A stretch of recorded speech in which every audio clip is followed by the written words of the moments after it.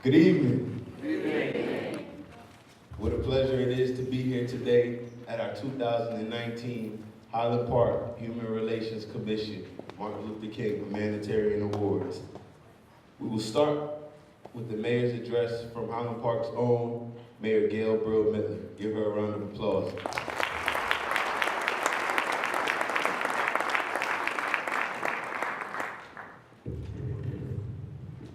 Good evening, everyone, and thank you for coming out and braving this record cold that we've been having. We may have all come on different ships, but we're in the same boat now, said Dr. King. I've been thinking about that line from Dr. King lately, just walking through the downtown to see the many different cultures that came here from lands away. From the wide assortment of foods in our restaurants, from all over the world, to the banners along Raritan Avenue, welcoming strangers in various languages.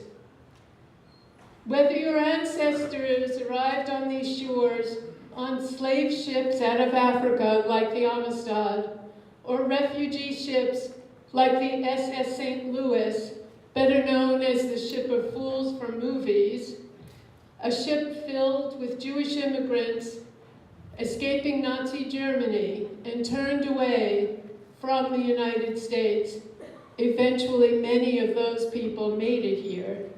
Or whether your ancestors escaped Cuba in small boats headed to Florida shores, or whether you arrived here escaping political, religious, or ethnic persecution by boat, plane, land, or even caravan.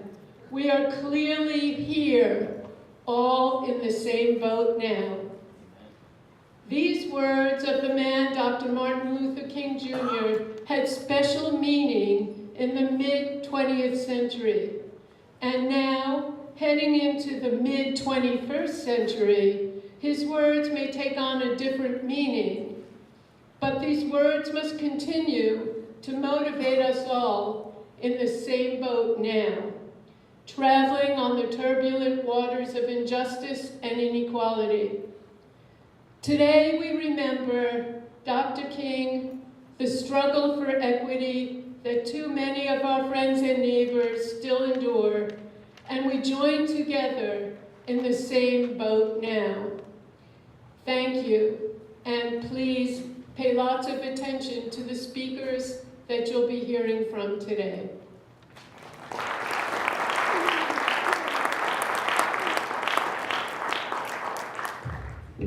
Would you all please now rise so we can say the Pledge of Allegiance?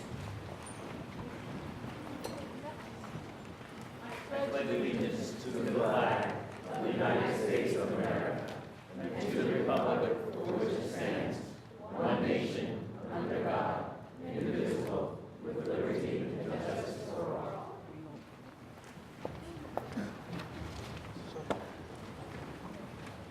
We will now have the invocation from the Reformed Church of Highland Park's own Pastor Seth Capardell. We can give him a round of applause.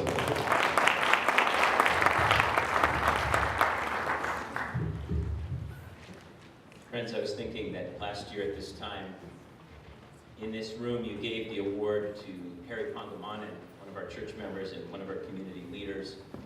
And just a few days after that, he was almost detained for an immigration situation that we've been trying to fix for years.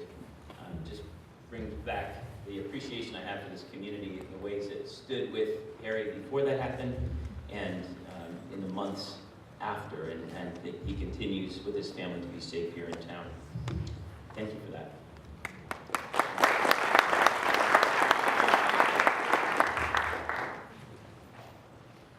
Let's join together in prayer.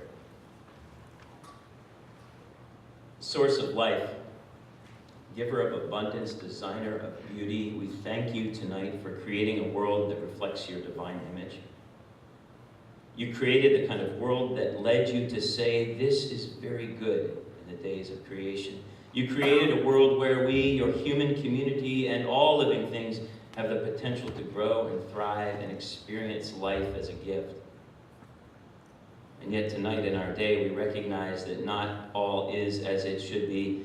When 26 individuals control as much wealth as 3.6 billion of the world's poorest people, people also created in your image, things are not as they should be. When poverty, fear, xenophobia, ongoing racism, and sexism wreak havoc, not all is as it should be. When laws back up injustice, and when lawmakers seem paralyzed to stand up for truth and for love, we can forget that this world was created for beauty, for joy, for celebration, for community. Tonight, O Holy One, we thank you for saints along the way who remind us of our image. We thank you for people who are filled with the Spirit and exhibit love, joy, peace, patience, kindness, goodness, gentleness, and self-control. We're thankful for leaders who know that you are not only the God who creates, but you are also the God who commits to redemption and return. You are the God who heals wounds. You are the God who loves justice and peace. And we've seen that kind of identity in your child, Reverend Dr. Martin Luther King Jr. Like few others in our nation, Dr. King reminded us of our image, our divine image. Like few others, Dr. King taught us how to confront the epidemic of hate and to transform this world for the sake of love. Dr. King knew you so well and knew himself as loved by you so completely that he could walk into the fires of hate and not lose his identity. Almighty One, we ask for the courage to be tonight. Help us be courageous to enter the storms that are alive around us, and help us to keep our souls, to keep our spirits, to keep our love, regardless of what comes our way. We thank you tonight for Dr. King, and we thank you for a community open to being transformed and renewed by his teachings. And we thank you, O Holy One, for never leaving us or forsaking us despite the chaos of these times. Amen.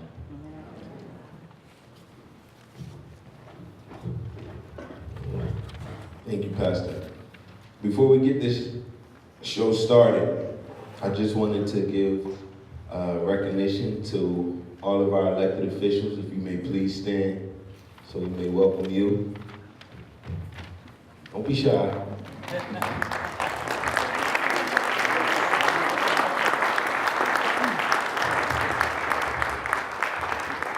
Will all of our religious leaders please stand?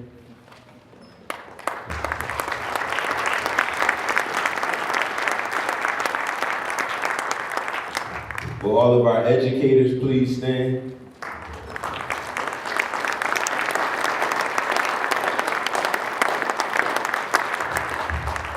And if you're in the community, please stand.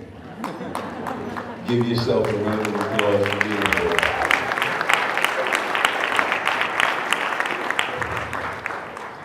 We will now have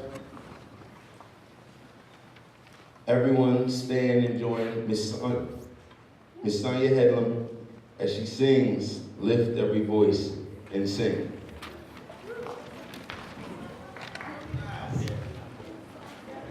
If you know the words, you can join her, because they're in the program.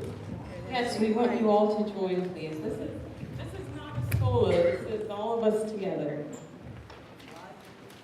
Accompanied by Dr. Martin Emerald. Lights up in the house, please.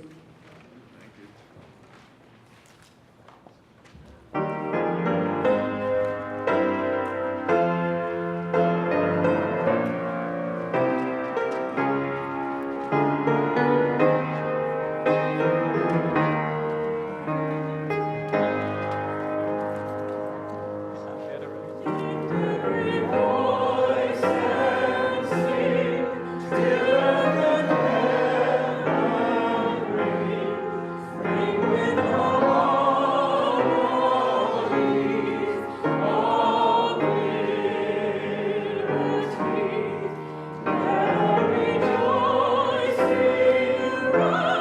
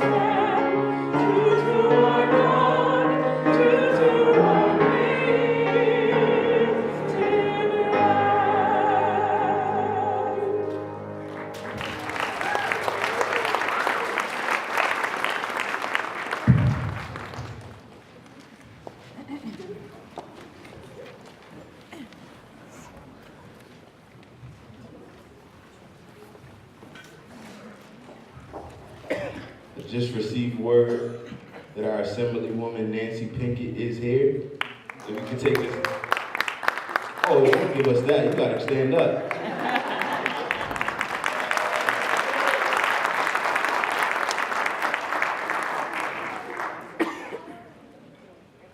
Rabbi Esther Reed is an ordained conservative rabbi and serves as the Senior Associate Director at Rutgers Hillel in New Brunswick. Working with Jewish students from various backgrounds, Rabbi Reed seeks to create a welcoming environment for the 6,400 Jewish students at Rutgers, New Brunswick. She also serves as a liaison between the Hillel and the other organizations, such as the Coalition of Chaplaincy on campus. Rabbi Reed lives in Highland Park and is married to Rabbi Dr. Morty Schwartz. The couple has 3 boys, one of whom is a student here at Highland Park High School. Please put your hands together for words for Dr. King from Rabbi Esther Reed.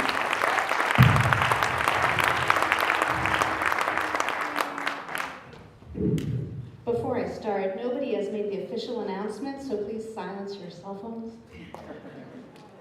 Yeah, okay.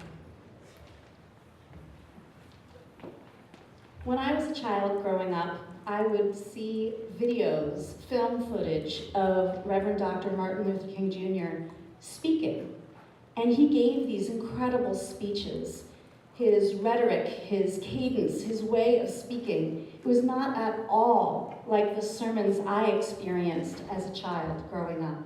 It was moving, emotional, and powerful, but not what I was used to. And years later, I was studying to be a rabbi, and I became friends with someone who was studying to be a Baptist minister. And they invited me to go to the church in Harlem where they were preaching. And that person was able to speak with the same kind of cadence and rhythm and emotion. And it was extraordinary for me to witness. And it wasn't just something that people listened to, but people would actually respond. There was a culture of saying something in response if you agreed with that. And some of you might know what I'm talking about. Can I get an amen? Amen. Thank you. And that's not what I was used to, but it was beautiful. And I think it's really important for us to experience the religious communities of those that are not like our own. Not to take on another religion, not to pray, but just to be there as an observer, as a visitor, and to see what it looks like, and in that way to understand one another. I've had the great fortune of experiencing tremendous diversity of Jewish prayer services. There are many different types out there. I've also attended and visited a Catholic Mass, a Muslim Juma prayer on a Friday, a Hindu temple where they had a service. It's really important to understand the culture of others, to be able to see them in their own culture. And I think witnessing someone else's prayer life, visiting it, seeing it, is part of that experience. And for me, that's been very powerful. So to that end, I would like to share with you something from my prayer life, from my culture. There's a Jewish congregation here in Highland Park that I attend when I'm not working at the Rutgers campus. It's the Highland Park Conservative Temple Congregation Anshe Emet on South 3rd. And every Saturday, the Jewish Sabbath, they have a particular prayer that I want to share with you. Now, you should know if you ever go to a service like this, the entire service is in Hebrew, with the exception of the sermon, the rabbi speaks in English, and this particular prayer, which I'm going to share with you, the prayer for our country, and there's a prayer for peace, which is also in English. This is a small quote for the prayer for our country. May citizens of all races and creeds forge a common bond in true harmony to banish hatred and bigotry and to safeguard the ideals and free institutions that are the pride and glory of our country. I want to talk about what that prayer says, but first I want to talk about why. Why Jews have a prayer for our country altogether. The idea for Jews to pray for the community we live in is as old as the Bible itself.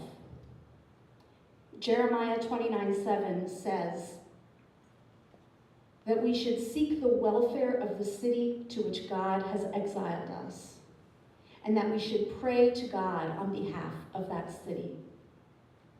From there developed the idea of praying for the welfare of the country in which we were minority citizens.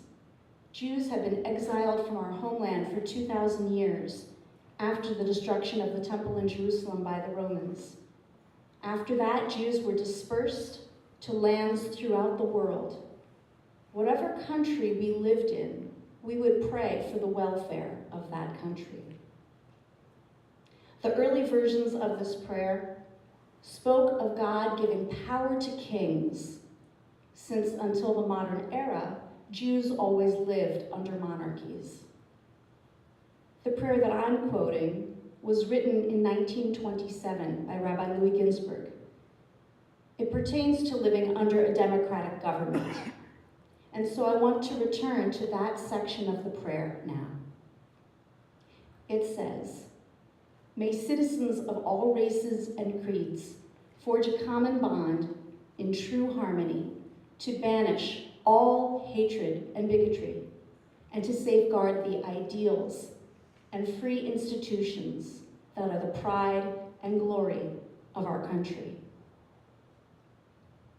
So every week, Jews in Highland Park are praying for all races and all creeds to banish hatred and bigotry. We should all be focused on banishing hatred and bigotry all the time. This is not a one-day-a-year message when we come here to this commemoration, or a once-in-a-while message. This is part of my prayer on a regular basis. It should be part of our actions all the time. If we want to safeguard the ideals that are the pride of this country, we need to come together more than just now. We need to treat our neighbors with respect. And when we witness a neighbor being victimized in any way, we need to stand with them in support. That is the glory of this country, of the United States, of its diversity, and of all of its citizens, all of its people. Can I get an amen to that? Amen. Thank you very much.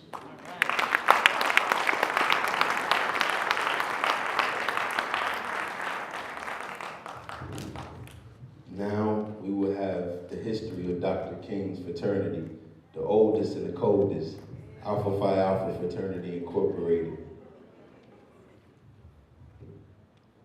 You can give me a hand clap for the president of Davis Highland, my father, Rabbi.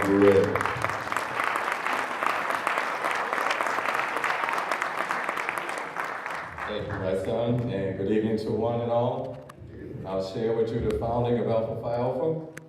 Alpha Phi Alpha, the first intercollegiate Greek letter fraternity established for African American men, was founded at Cornell University in Ithaca, New York by 7 college men who recognized the need for a strong bond of brotherhood among African descents in this country. The 7 visionary founders known as the Jews of the fraternity are Henry Arthur Callis, Charles Henry Chapman, Eugene Kiko Jones, George Biddle Kelly, Nathaniel Allison Murray, Robert Harold Ogle, and Vertner Woodson Tandy. The fraternity initially served as a study and support group for minority students who faced racial prejudice both educational and socially at Cornell. The Jew founders and early leaders of the fraternity succeeded in laying a firm foundation for Alpha Phi Alpha principles of scholarship, fellowship, good character, and uplifting of humanity.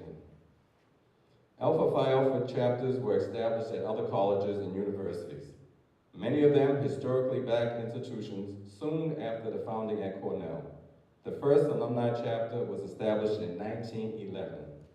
While continuing to stress academic excellence among its members, Alpha also recognized the need to help correct the educational, economic, political, and social injustice faced by African Americans. Alpha Phi Alpha has long stood at the forefront of African American communities' fight for civil rights through leaders such as W.E.B. Du Bois, Adam Clayton Powell Jr., Edward Brooks, Martin Luther King Jr., Thurgood Marshall, Andrew Young, William Gray, Paul Robeson, and many, many others. True to its form as the first of first, Alpha Phi Alpha Fraternity Incorporated has been interracial since 1945. Since its founding on December 4th, 1906, Alpha Phi Alpha Fraternity Incorporated has supplied voice and vision to the struggle of African Americans and people of color around the world. Thank you.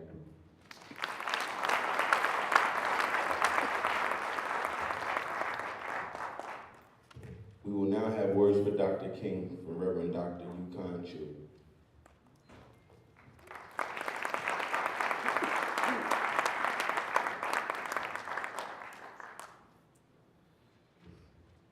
It's an honor to be here. Thank you, Ashton, for the invitation to share with you some words. As an Asian American, it is sometimes very interesting to be in these spaces.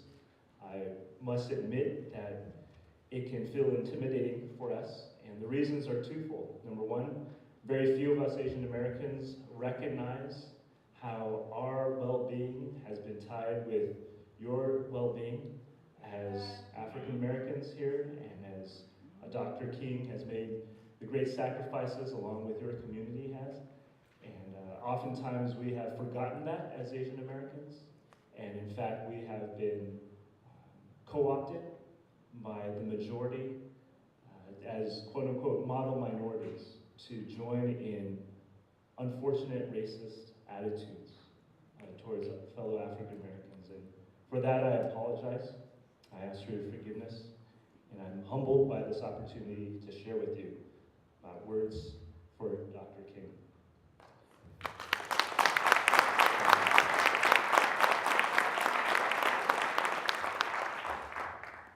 Over the course of the last few years, I've had the opportunity to go down to the Deep South and to visit places like Atlanta, Georgia, Birmingham, Alabama, and other places to learn more about the history and the cause, the fight that we are all a part of. And as I've reflected on my time there and had those experiences, two things have emerged from those experiences that I believe are so important for all of us. The first is what Rabbi Esther already shared with us, that so much of the work needs to be done outside of these special gatherings, these special occasions. So much happens 364 days out of the year, and not just on this one day. I don't know about you, but oftentimes on days like this, I've been getting more and more frustrated, more and more just dismayed with how much comes up on my Facebook feed. You know, all the great quotes, all the great pictures, and all the great rally cries for justice and equality. And yet, with all that happens on Facebook, you would think our country would be in a better place. But it's not. And it's not because I think all too often we think one day's worth of excitement, one day's worth of service, one day's worth of great ideas can carry us through. We know that's not true. And so I would think, and I would hope, that on a day like today, we would be focused not on just today, but on the 364 days that will follow.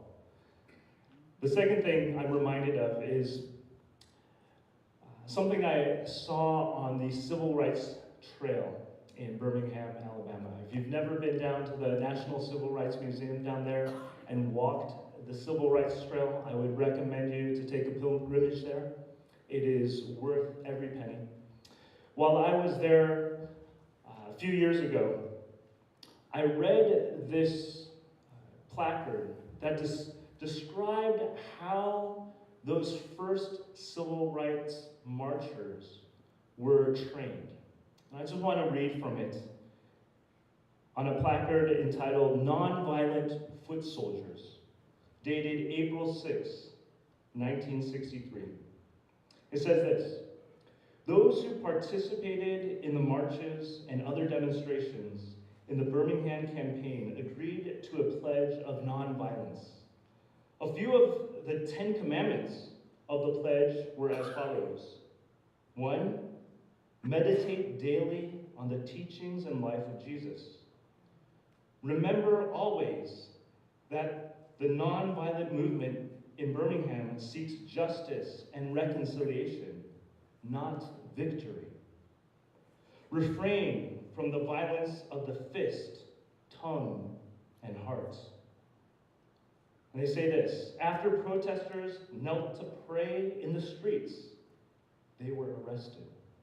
Here, they quietly lined up to get into the paddy wagon to be carted off to jail for disorderly conduct.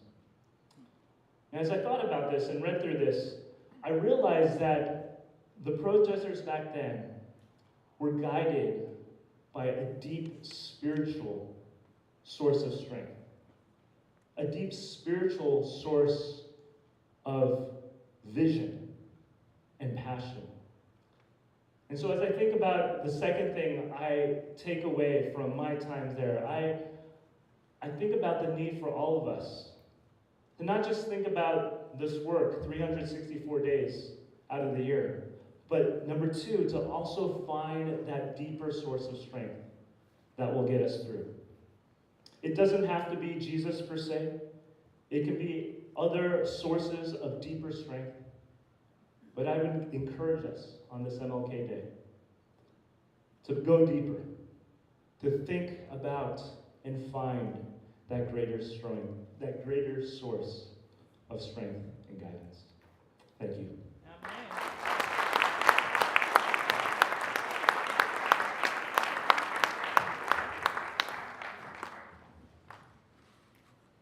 We will now have the Human Relations Commission member, John Wins, present one of our programs that we have enrolled called Auto Welcome.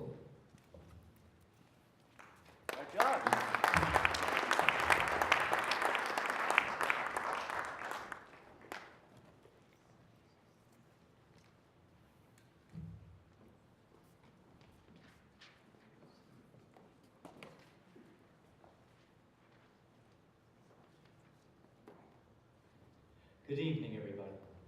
It's wonderful to be here. I'm John Wentz, and I sit on the Human Relations Commission at Highland Park. And we started this project that we call All Are Welcome Here. You might have heard of it. We did it a little bit before. We're still in the process of working on the decals and building community support throughout the borough. So stop by the Human Relations table as you go back to the cafeteria for some treats that are going to be served later. And sign up if you want to be part of the project. We want to not only serve people as required by law in our public places, stores, offices, and our various service programs, we want to welcome everyone, okay? Regardless of their race, color, creed, nationality, nation of origin, age, marital status, gender, sexual preference, disability, or veteran status. We want to welcome everyone. We want to make them feel welcome, that they feel good when they come to our places. But when you really get down to it, we, the people of Highland Park, can make each other feel welcome or not. By how we act, by what we say, and by how we treat each other. So today, on Martin Luther King Jr. Day, let's do it, okay? Right here, right now. Could you put the lights up in the house, please? Okay? Okay. Let's demonstrate to each other that we welcome each other.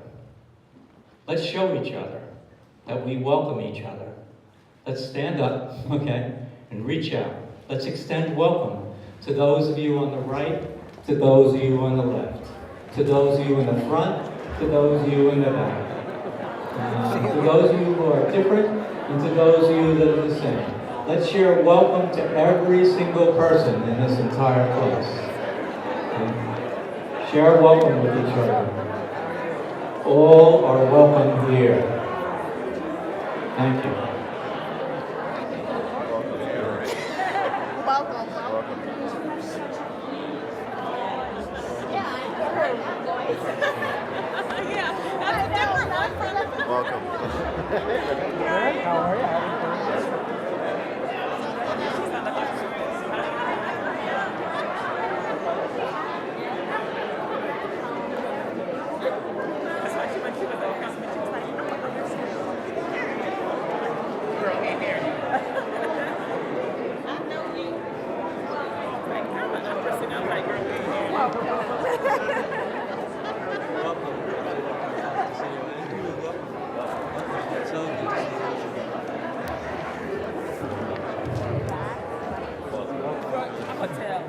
Very good. Welcome. Good to see you as always. It's a lot of welcoming.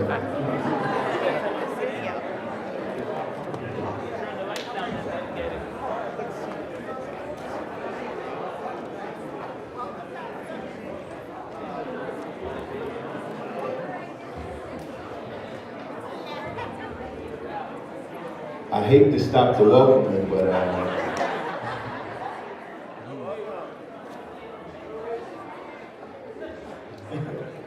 we'll have more time when we have light refreshments sponsored by Deltas in New Brunswick.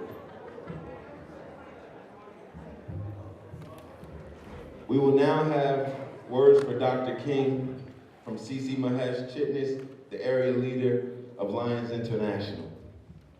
Please welcome.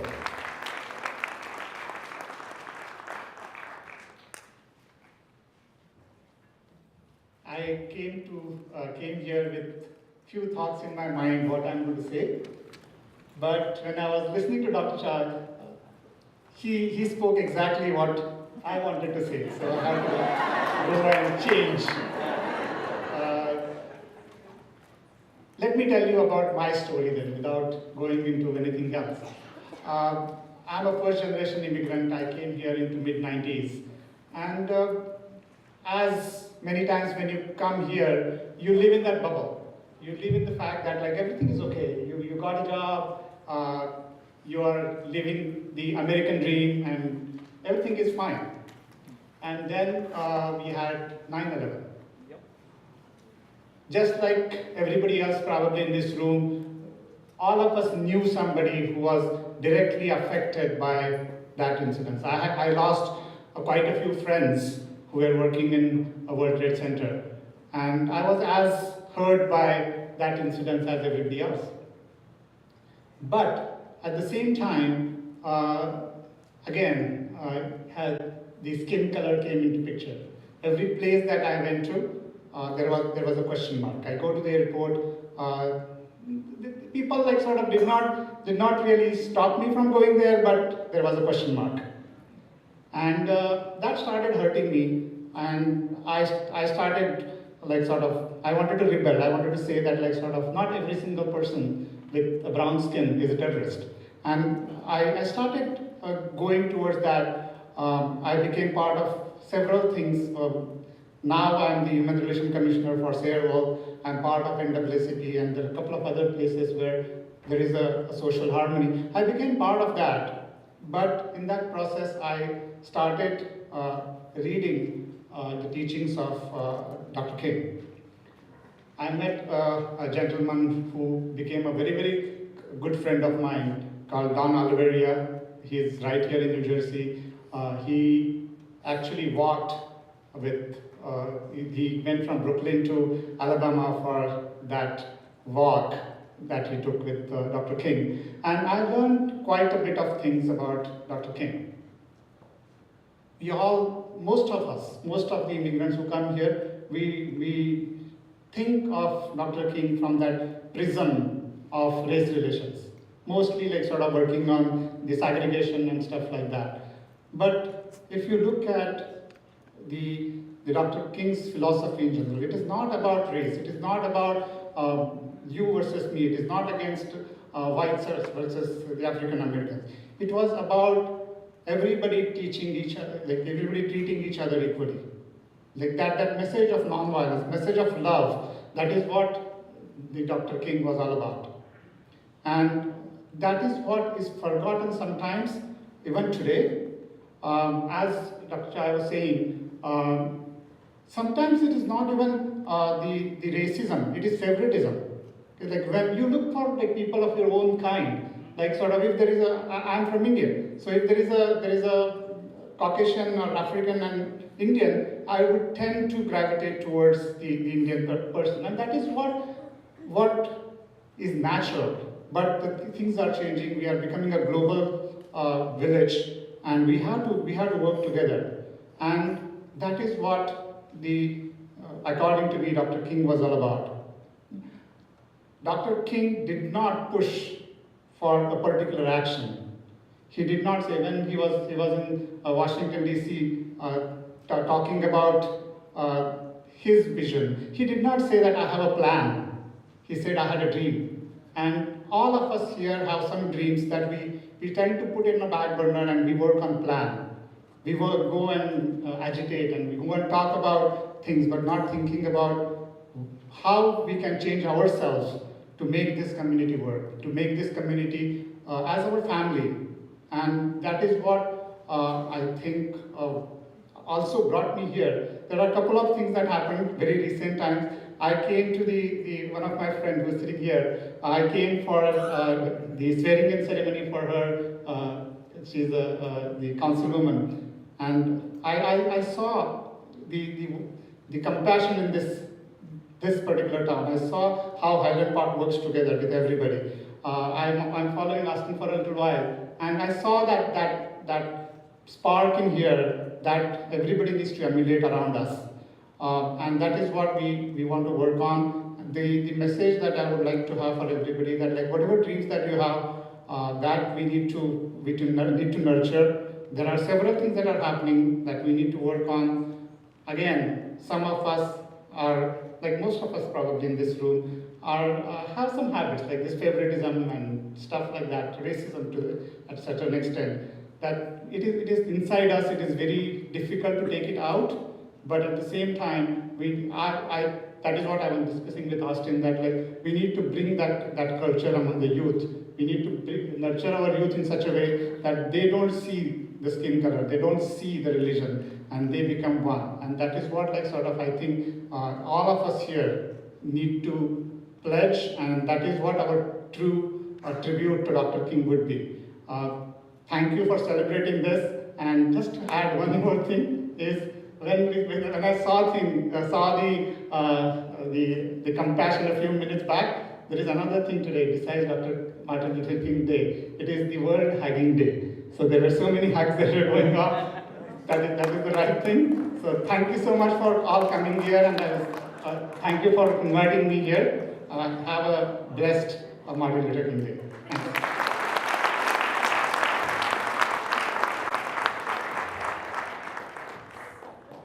We will now have words for Dr. King by David Rogoff, followed by the introduction of the keynote speaker by myself.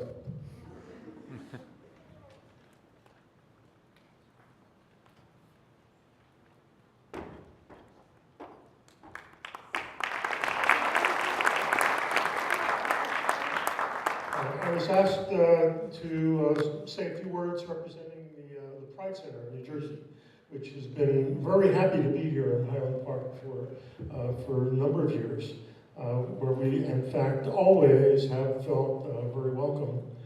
So on the journey towards full acceptance and equal treatment under the law, there's often a call for compromise, not to get in too much of a hurry to be to have arrived.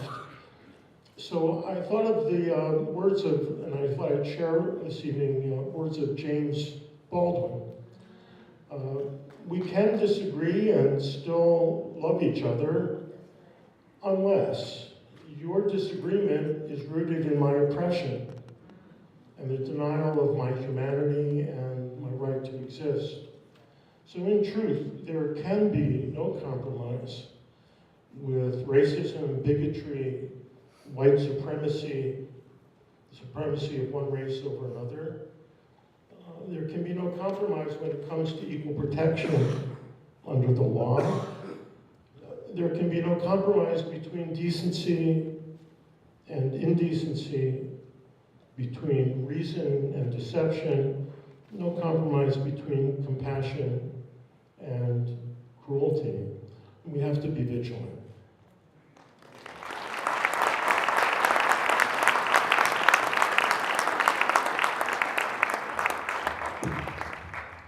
Our keynote speaker gives me great joy to introduce.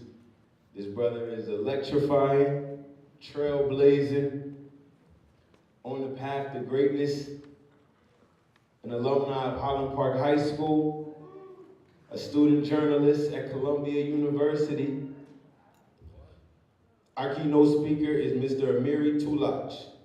But before we bring him to the stage, we will have a song by Sonia Headlam, Human Relations Commission member, singing He's Got the Whole World in His Hand, with the pianist Martin Arone playing in the back. After her, you will hear from Amiri Tulach.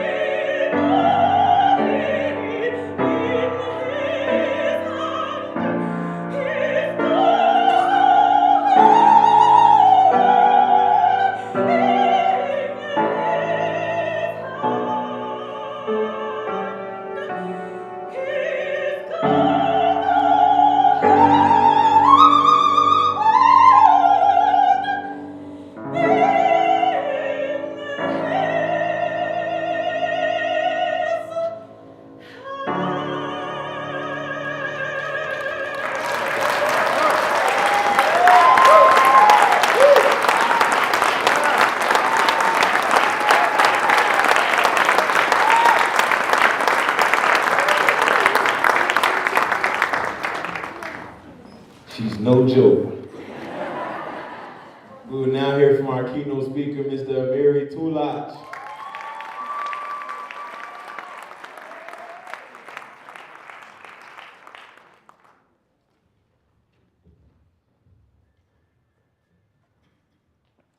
First and foremost, good evening, everybody. Well, looks different up here. Okay. My name is Amiri, like Ashton mentioned. Thank you so much for having me tonight. I'm really glad to be here. I'm really thankful that the Human Relations Commission decided to consider me for tonight's speaking opportunity. I'm really grateful for the opportunity. I had a chance to work with the Human Relations Commission when I was in high school, and just the amount of work that they put into events like this is something that is hard to see when it's taking place. But as somebody who's familiar with the work of Ashton and John and everybody on the commission, it's definitely something that we should take note of and definitely appreciate an event like this. So thank you.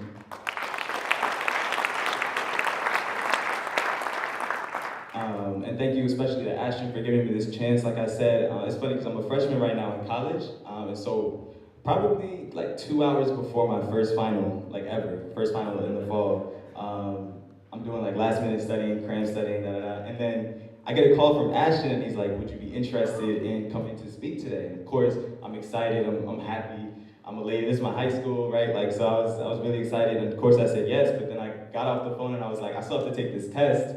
How am I gonna focus on the test when I'm thinking about this speech? So it was rough that day, but we made it, and thank you very much for having me. And before I start, like I said, I just want to just quickly go over who I am. I'm a student here at Columbia University, or I should say New York, but I was a student here for 9th and 10th grade, and then I went to boarding school for the last 2 years of high school. I'm considering myself a student journalist. That's something that I'm interested in pursuing later in my life, and something that I'm pursuing right now. And so perhaps it's the journalist's love of questioning and inquiry that makes it why I think it's necessary to start today with the question. Where do we go from here? Where do we go from here? I didn't come up with this question. It's the title of Martin Luther King Jr.'s 1967 book, the last book he ever wrote. I've had the book for a year now, but it has been sitting on my shelf untouched. Maybe I was disenchanted with reading it because I felt that school had oversaturated King and the story of his life, and therefore, somehow, I knew enough. Regardless, though, I realized that there would be no better moment to read the book than in preparation for today. And I see now, after the fact, that it is a brilliant book. It's filled with the writing of a man searching for answers after his strategy for freedom, nonviolent resistance, had been frustrated by little concrete change in the condition of Black people in this country. In the book, he confronts the idea of Black power, of protest, of Black anger, of poverty, of American values and ideas in a way that shows somebody working through the answers to a question he'd been asking his whole life, thinking through the methods of achieving his dreams. So I will use the book today and its title question, Where do we go from here, as the home plate of my words.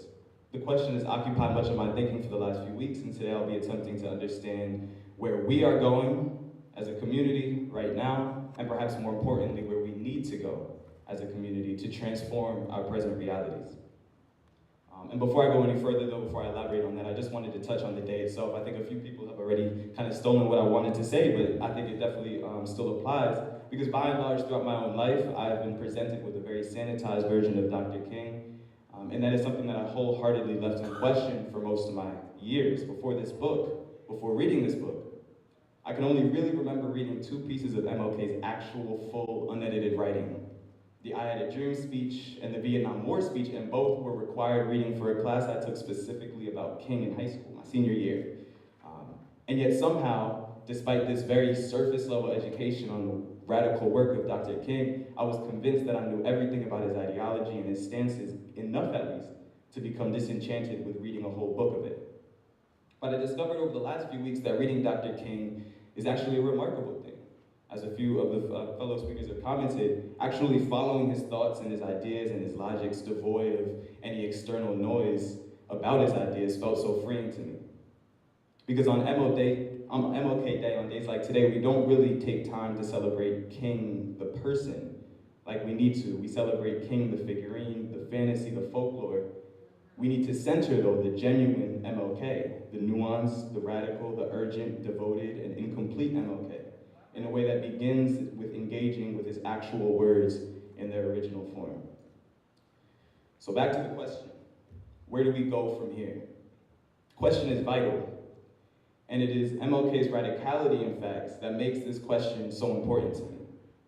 In the book, like I mentioned, he talks a bit about the civil rights movement of the early to mid-1960s, but he mostly focuses on grappling with the specific grim realities of the changed time, the frustration that filled the late 1960s, war, riots, liberalism, black power. His book is very much situated in those tensions, those coils of that societal moment. But today, 52 years after the book was published, I read all of this a few weeks ago, and I felt kind of uncomfortable. Not uncomfortable because I was pushed away by King's ideology or because I knew that King himself would tragically never see his ideas actualized. I was uncomfortable because the very tensions, anxieties, concerns, and hopes, pessimisms, and all his thoughts that King was describing in 1967 are still so brutally relevant and pressing to the backdrop of my own 2018 and 2019 realities. His words from 52 years ago sound like they're describing today. And so the question serves multiple purposes. First, for me, it's a practical question. Where do we go from here? What are the next steps to addressing our reality? But it's also a taunting question, a question that hurts. It's a question of struggle and of survival, of inspiration and of dejection. For I know that generations upon generations, upon generations, upon generations, upon generations of my ancestors have asked that very same question about very similar conditions in very alike terming. And so for that, I guess it is inspiring for me to know that I asked this question in the footsteps of people who endured and survived and managed to pass the question along. But that repetition, that redundancy, that continuous nature also seems so trapping to me. Why has this question been so long lasting? When will it culminate? Will it ever? Therefore, the question, where do we go from here, and its painful relevancy to both 1967 and to 2019, is motivation and is concern. Recently, though, the glimmer of inspiration has become more and more difficult for me to find. It is not easy to find optimism in the face of such cyclical, fixated struggle. It is not easy to envision when the possibilities seem so limited. Not limited because I can't imagine those possibilities. Limited because my ancestors already did imagine similar possibilities, and yet they never came true. But don't we live in a different time, a liberal society, a changed society, a progressed society? Aren't there visible tokens of racial improvements and advancement? Isn't this kind of what the ancestors envisioned? I doubt I'm okay with think so. And I know for me personally that this can't be the destination, this cannot be the resting point. Doing so would disservice those that generation after generation after generation kept the interrogation alive, kept the struggle alive by asking, where do we go from here? And in that sense, the question's next purpose emerges. Where do we go from here is pressing. It's dire.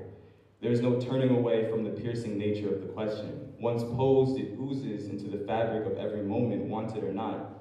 And it just so happens to interfere with my own optimism, my own hope. March 15, 2018 was not a day out of the ordinary. I was home in Highland Park on spring break from my boarding school. I was walking back to my house after visiting my friends at this very high school. I had a disposable camera in my hand as well because at my school I was participating in a film photography project. Before crossing the street to my house, I noticed that the corner street signs and the sky in the background looked pretty cool, so I stopped on the road and I took a picture of what I saw. I turned around, I walked across the street, up my driveway, I settled into my home. But a few minutes later, through my window, I saw a police car swerve to a stop outside of our sidewalk. Peculiar. Then 2 or 3 other cars flanked it, and then even more.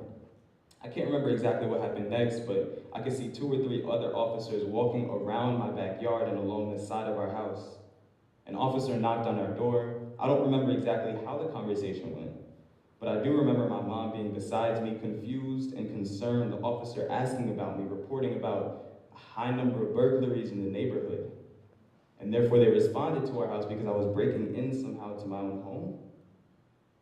I told them that I lived there, that I was simply taking a picture for school, that there was no reason to send 5 or 6 police cars for just me, that there was no justification for the speed at which they had arrived. And then they left without apology, even though sorry could never reverse the initial atrocity, racial profiling that had created the situation. We heard from a neighbor a few days later who said that she had seen an officer with a handgun out before knocking on our door. A few days later, when I was back at school, my mom called me. "Did you run into the house that day?" she asked. "No," I said. "Why would I do that?" She said, "The department is saying that you ran into the house." I don't know what concerned me most in that moment, that they were trying to paint their invasion as somewhat justified, or that the department's allegations briefly made me question even my own recollection of the event. A few days after, I remember thinking that the jarring feeling I had during the whole interaction was an emotion I would simply have to get used to. There was a cruel irony in the event happening less than a week after I turned 18. It was like it was an unsettling initiation into the realities of my Black adulthood, a taunting welcome into the fleetingness of Black life in America. At the same time, though, it wasn't. If anything, the situation was just a sobering reminder of what I'd always known. It was the first time I had ever personally faced such overt racial profiling, but it was not some shocking discovery of the police's oppressive role. It was nothing new because for years I had been surrounded by an abundance of evidence confirming our society's inadequacy. My friends were visible testaments. Their numerous experiences with racism and the police were always present within me. So for years I've been vividly aware and cautious of the police, far before March 15th, even if I hadn't myself been subjected to why. I was vividly aware because all throughout my life, the media has presented me with a constant sensationalized display of Blackness in this country and in this world. And the books I read, the schools I attended, the observations I made, the music I listened to, the art I took in, the history I engaged with, the family members I received advice from, the fear that my parents felt when the police banged on our door, the friends I made, in short, the society with which I live in, all combined to instill in me the idea that my body is very much out of my control, that this world is mine, until, against my will, it suddenly isn't. You can understand then how my potentially tragic interaction with the police did not awaken me, but only served to restate this rather grim understanding of my presence or purpose in this society. I did not require statistics or reports to see the world, and particularly Highland Park, for what it actually is.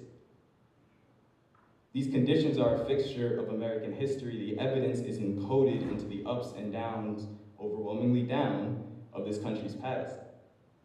The persistence of racial profiling is just an illustration of that history, an anecdote. And yet, despite all of these pieces of evidence, I'm somehow expected to believe in this society, to trust in the promise of this country. I'm supposed to invest in the potential of reform, or of liberalism, or of hope. That what I see isn't a true representation of this country. But how can optimism manifest, given everything I've been presented with about the intentions of the society around me? I'm not resigned or hopeless or pessimistic, none of that. But I am cognizant of America's dependence on the subjugation of Black people, and how foundational that has been to America since the initial crimes that established this nation several centuries ago. And as a result, I am doubtful. This doubt certainly fuels me. On many days, most days, I have a sense of urgency given the knowledge of these realities. But I'm also intensely aware and cautious of the historical redundancy that colors the society, the similarities between 1967 and 2019. The evidence I've accumulated uncovers the long-standing, deep-rooted realities of America's oppressive systems, the reasons why they were built and continue to exist. So no, I will not be deluded by the celebration of post-racial, however purifying that might be to proclaim. And so it is the question of where do we go from here that I return to? What are the solutions? Evidently, we are asking the same question that Martin posed back in 1967. Back then, he too understood this conundrum ahead of his time. He realized that it was becoming more and more difficult for the Black person in America to believe, to trust, to invest in the optimistic future of this country when observing through their own experiences the persistent evidence of structural oppression. And so from this disconnect emerges the question, where do we go from here? I'm still wrestling with King's ideas and my own ideas regarding solutions. I know that we must transform our society completely. As a few of my fellow speakers mentioned, King was someone who was very radical about his visions for transformation. But I'm not fully certain how yet. All of this around me seems to be so permanent, deliberate, encoded. But as I read through King's book, I realized that the question, where do we go from here, could be answered through another question. Where did we go to get here?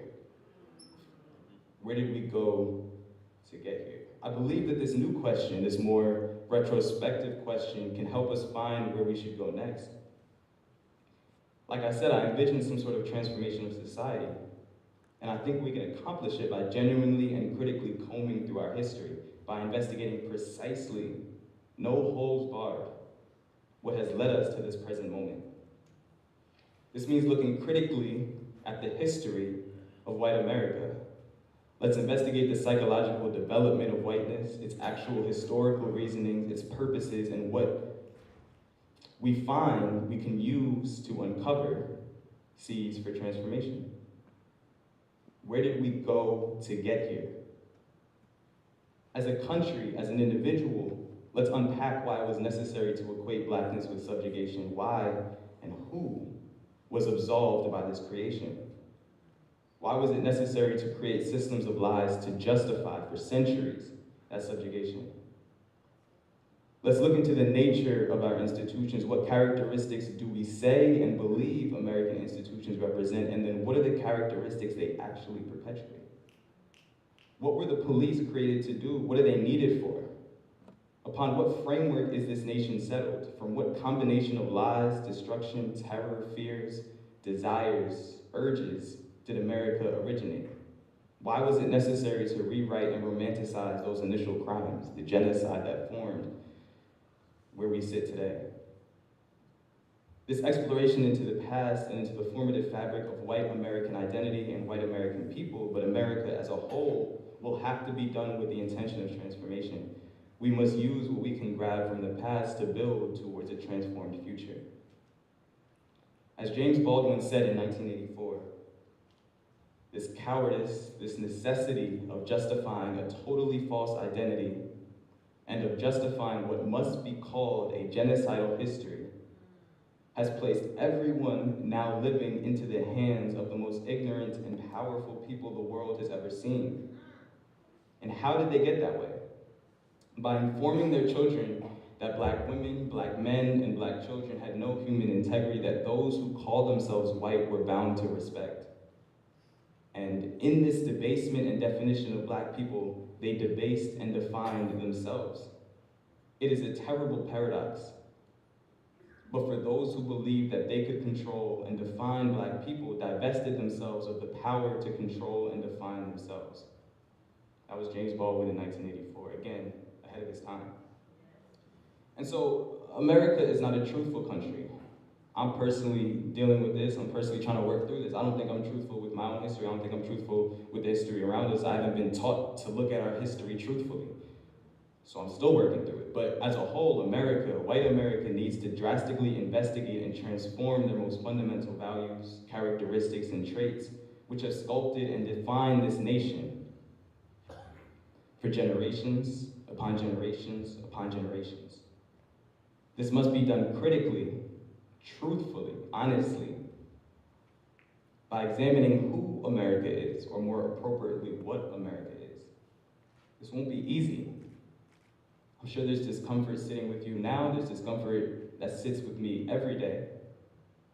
But this is the discomfort that we must, again, ask. Where does this come from? Where did we go to get to this point? We as a nation must uncover in plain sight the deliberate ugliness of the nation, the constructed apparatuses of the nation. We must acknowledge the specific desires of this nation and of its people in power, and we must grapple with the various methods it had used for centuries to justify the achievement of those desires, not only here, but internationally. We must be introspective and examine exactly where we went to get here, so as to begin deconstructing our current nature and reimagining where exactly we can and must go from here. Thank you.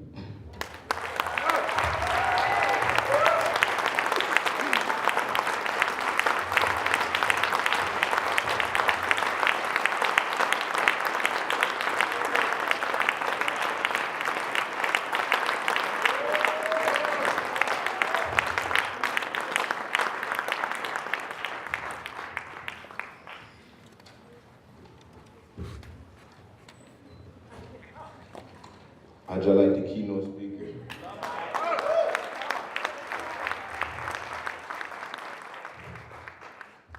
And now for our honoree. Mr. Tyrone Rafa Harrison was born May 4th, 1969 at St. Peter's Hospital in New Brunswick, New Jersey. He made his transition suddenly on Saturday, October 6, 2018. Tyrone was raised in Highland Park, New Jersey as part of a large, loving family. If you know the Harrisons, you know that's a large, loving family.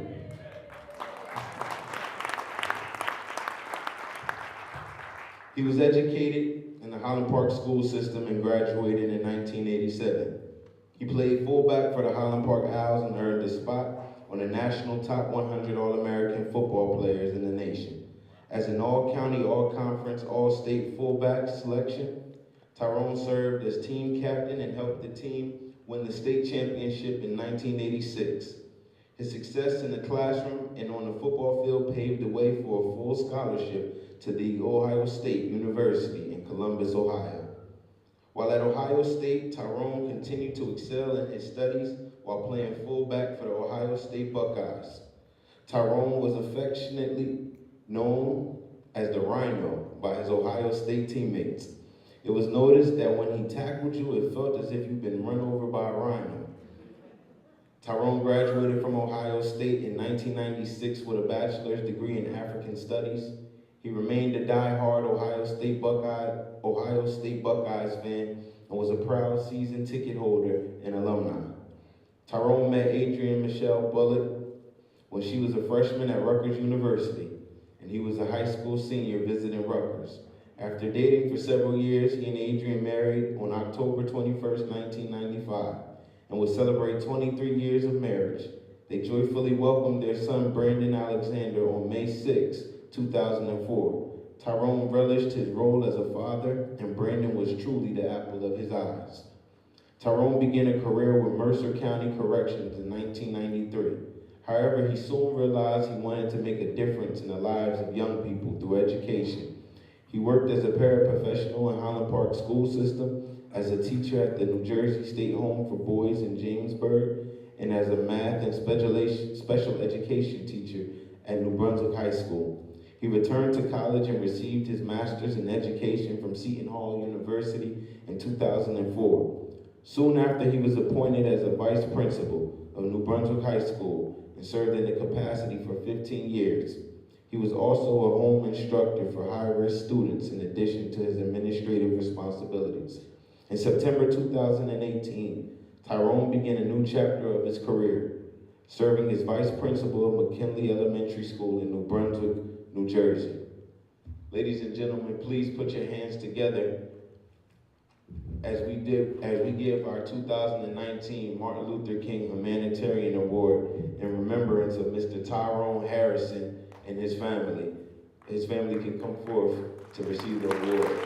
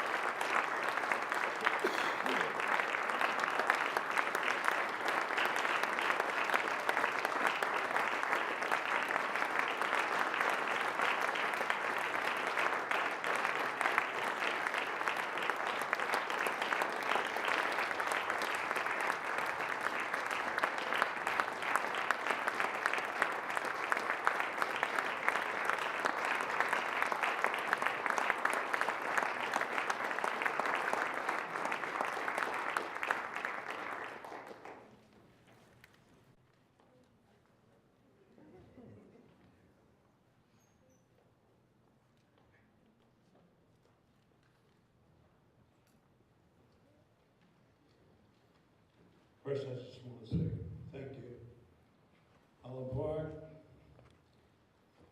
Thank you, each and every one. This reward is given to a great child, a great man. Tyrone was. He's my son, but he went to do what he wanted to do. remember back when you got a little frustrated in Ohio. And you come home and say, Dad, I'm not going back. I said, how far you gotta go? He said, 3 months, whatever, get my diploma.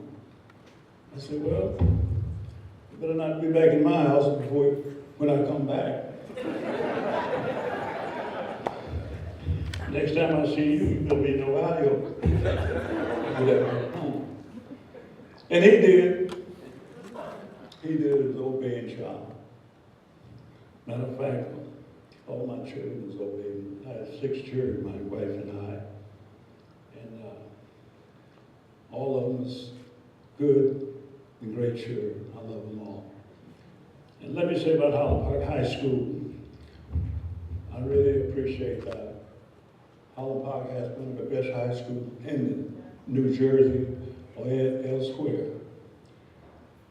Well, through the years, of course, all my children graduated from you. And I'm glad, I appreciate it. This is Martin Luther King Day, and I'd just like to say that Martin Luther King was one of the greatest men that ever lived. I was born and raised up in Wilmington, North Carolina in 1952. High school, I was out of high school.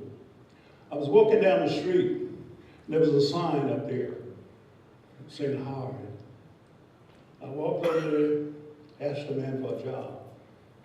He said, we don't hire colored people. We don't hire colored people. Some of you young folks don't know how that feels to a young man or a young person or whoever it may be.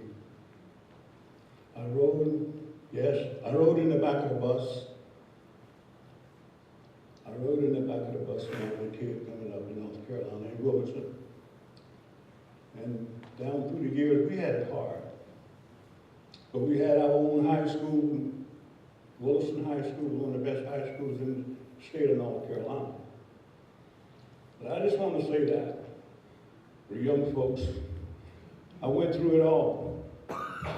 Martin Luther King is just a reality to me. I went through that. I was born in 1934, so you can add it up for yourself. And in order for you to find yourself, you got to look at your history to the young folks. You got to know your history. And then you can appreciate yourself and make you a better person, and make you a better citizen, and everything. So to know what your foreparents went through with and what we went through with. You know what it is. That's when I was so embarked on my kids. All of them went to a high education other than high school. I appreciate that. All I can say is thank you. I'm so glad this is my grandson Tyron's son. This is his wife, just there. So anything to say? Thank you.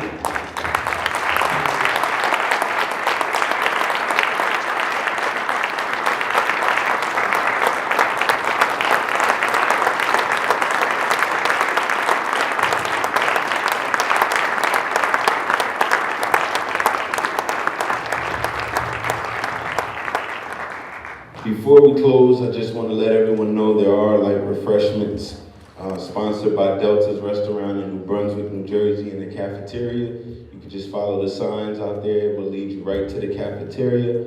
I also want to thank Mr. Corey James and Painted Pictures Incorporated. They were your guests that were welcoming you. When you walked in, you can give them a hand, and you can also look up that great organization. They're doing great things for the youth, as well as just serving New Jersey. Let no man pull you low enough to hate him.